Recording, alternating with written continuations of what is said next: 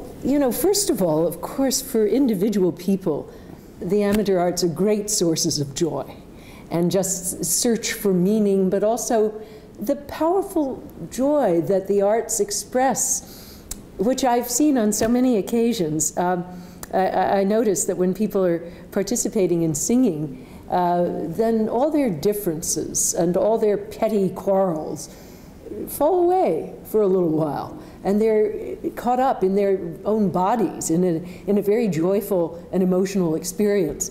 But then I think for that reason, the arts build community, and they're essential ingredients in any kind of healthy democratic society because they cross bridges of race, of class, of ethnicity, and they cross through all suspicions and barriers by the powerful communication that, that visual art and music and theater all make possible.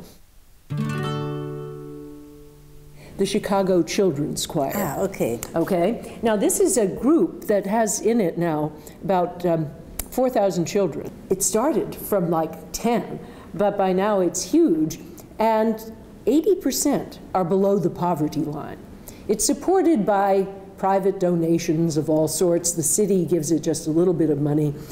And it has replaced the music programs in the schools, for one thing, so it does something good in a time of economic downturn.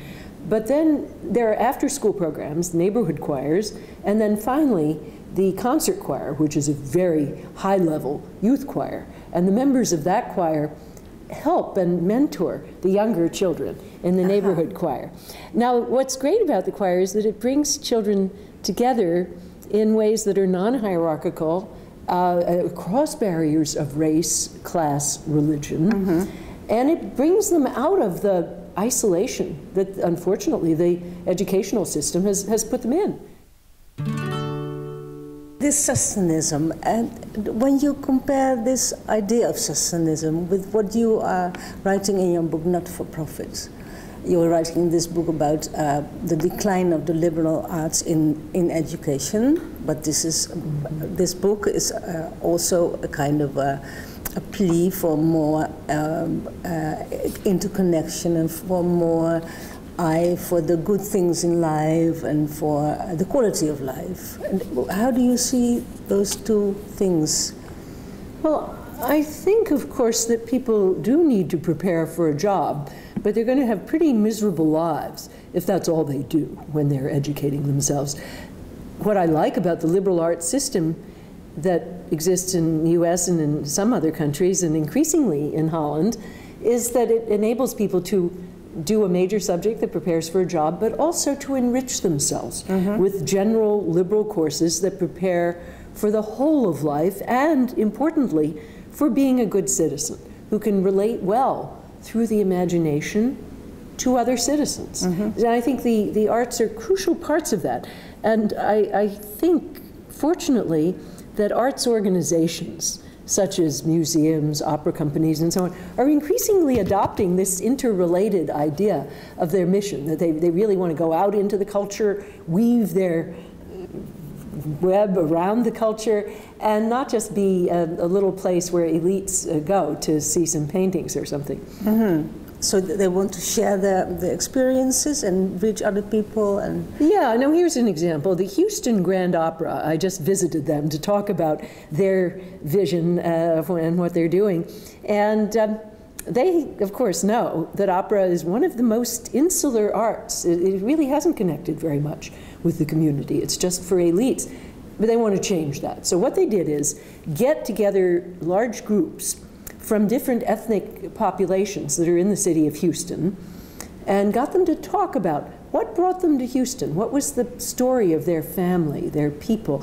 And then they work with a composer, and each group writes a very short opera about that process of coming to Houston, and then it's called Opera to Go, because it's very quick, you know. But they then put it all together, and it's called Song of Houston. And all of a sudden, people who never thought that opera had anything to do with them, it does have to do with them. And so now Hispanic groups, African American groups, other immigrant groups, Vietnamese, Laotian groups, you know, they're all part of the story of Houston, and they're going out into the community to do that. The guy who thought that up has just come to Chicago, and he's now the new head of the Lyric Opera of Chicago. So I've been talking to him about how he can do this in Chicago, and I'm very excited because, of course, we have the same ethnic divisions. We just, opera has never had anything to do with that. And our opera audiences are pretty well-educated. Well-educated. Well. You know, the one minority that's well-represented are gays and lesbians, but on the other hand, you know, we need a more diverse audience. Authors of this Sustainism, they are also very enthusiastic about the internet, about the connecting role of the internet. And we talked before, and I remember from this talk that you are a bit skeptical about the blessings of the internet. Well, I think it's a mixed blessing. There, of course, the possibility of communicating with people in different countries has great power. And I think it does have power for the arts in the way that, you know, fiction, fan fiction enables people in India to write the next chapter of some popular novel. So there are all sorts of borrowings in the arts that are very fertile and creative, where ordinary people are creating art that didn't exist before. But it also makes possible new kinds of bullying and defamation that silence people who are creative. And we know many feminist websites, including those of feminist artists, that have been shut down by deliberate harassment and what's called Google bombing, that is accessing it so many times that it just shuts down. And there are many instances of that kind of abuse. I also think that art is so much about the body, you know, and the big problem that I think human communities always have is people's ambiguous and often negative attitudes towards the human body, which is at the root, I think, of a lot of misogyny and a lot of homophobia. There are always groups in any society who are identified as hyper-bodily, hypersexual, and then despised on that account. Now, if you take the body out of the art, which the internet in a way does, yes, right? Yeah. Then you take away a lot of its therapeutic power for culture, which is to, you know, bring you in touch with a joyful experience of your own body and somebody else's body. This video will be presented on a conference about amateur arts, and all the people in the audience will be policymakers and managers from this field. And do you have a message for them? Because they're living in hard times, don't they? Because of the cuts from the local governments and the communities that are giving less money. Do you have an inspiring message for them? Well, I think they have an inspiring message to give to the world, which is that the arts enrich us all, and not just as individuals, but as a community. And they make for a democracy that's able to overcome issues of suspicion, misunderstanding, narrow-mindedness, and to promote, through the sheer joy and participation they offer, cultures of reconciliation and joy.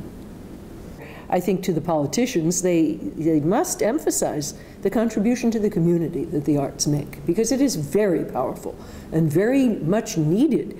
A democracy that doesn't have thriving artistic communities is in big trouble, because if people are narrow and their imaginations are kind of shriveling up, they won't be able to understand each other, and bad things will happen. Well, I would like to thank you very much for this conversation.